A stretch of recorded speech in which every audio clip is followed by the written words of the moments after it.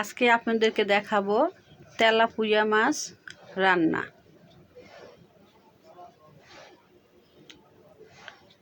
তেলটাকে ভালো করে গরম করে নিচ্ছি। তারপর এই যে মাছগুলো এখন ছেড়ে দিব। মাছগুলো সুন্দর যখন ভাজা ভাজা হয়ে আসবে এক সাইড, তখন উল্টিয়ে নিব। মাছগুলো ভাজা হয়েছে, পেঁয়াজ ভেজে নিচ্ছি। আমি মাছ ভাজার আগে কিছু আলু ভেজেছিলাম, সেটা আপনাদের সাথে শেয়ার করি নাই। এই যে এটা হচ্ছে আস্ত জিরা। আমি সব সময় তরকারিতে আস্ত জিরাটা ব্যবহার করি। এই যে এরকম তেলে দিলে খুব সুন্দর একটা গ্রান আসে, আর দাঁতের নিচে পড়লে খেতেও মজা লাগে, তরকারির স্বাদও বেড়ে যায়। পেঁয়াজটা আমার লাল লাল হয়ে আসছে।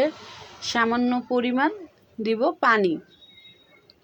সামান্য পরিমাণ পানি দিয়ে পানির সাথে পেঁয়াজটাকে এখন নেড়ে মিক্স করে নিয়েছি। তারপর পরিমাণ মতো মশলা দিয়েছি, হলুদ, মরিচ, লবণ দিয়ে ভালো করে কষিয়ে নিচ্ছি।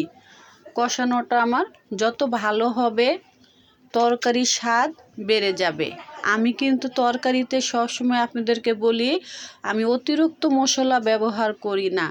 আমার রুমে যা থাকে তাই, এবং সবার হাতের কাছে দৈনিক যেই মশলা থাকে ওইটা দিয়ে কিভাবে তরকারিটা মজা করা যায়, কিভাবে আপনি 2 প্লেটের জায়গায় 3 প্লেট ভাত খেতে পারেন, ওইটাই আপনাদের সাথে আমি সবসময় শেয়ার করি। এই যে আলুগুলোকে ভেজে নিয়েছিলাম, তখন যে আপনাদেরকে দেখিয়েছিলাম, আলুগুলোকে আমি তেলে ভেজে নিয়েছিলাম। এখন আমার মশলাটা কষানো হয়ে গিয়েছে।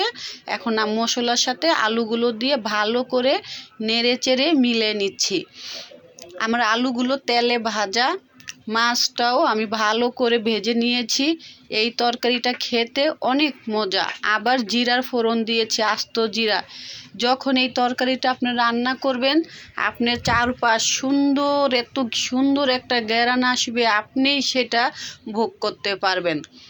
অনেক মশলা দিলেই তরকারি মজা হবে, সুন্দর ঘ্রাণ হবে, আসলে এটা কিন্তু ঠিক না। আমার মা, চাচি, ফুপু, খালা, ওরা কিন্তু এত মশলা ব্যবহার করতো না। শুধু হলুদ মরিচ দিয়েই কিন্তু মাংসও রান্না করে খেয়ে ফেলতো। অনেক ঘ্রাণ। অনেক মানুষ বলতো, এই আজকে তোরা গোস্ত রান্না করতেছ। আর এখন আমরা যারা মা হয়েছি, মাংসর মধ্যে কত মশলা ব্যবহার করি, কিন্তু সেই ঘ্রাণটা আর বের হয় না। সেজন্য যারা আমার ফ্রেন্ড, আমার ফলোয়ার আছেন, সবাই দেখবেন আমি অল্প মশলায় অল্প টাইমে কিভাবে সুস্বাদু রান্না করা যায়, এইটাই সবসময় আপনাদের সাথে শেয়ার করি। আমি কখনো অতিরিক্ত মশলা নেই না। আমার তরকারিতে দেখবেন ধনিয়া পাতা, টমেটো খুব কম সময় থাকে। যদি আমার রেসিপিটা ভালো লাগে, অবশ্যই আপনারা বাসায় ট্রাই করবেন, কমেন্টে জানাবেন কেমন হয়েছে। দেখেন আমার তরকারির কালারটা কত সুন্দর হয়েছে।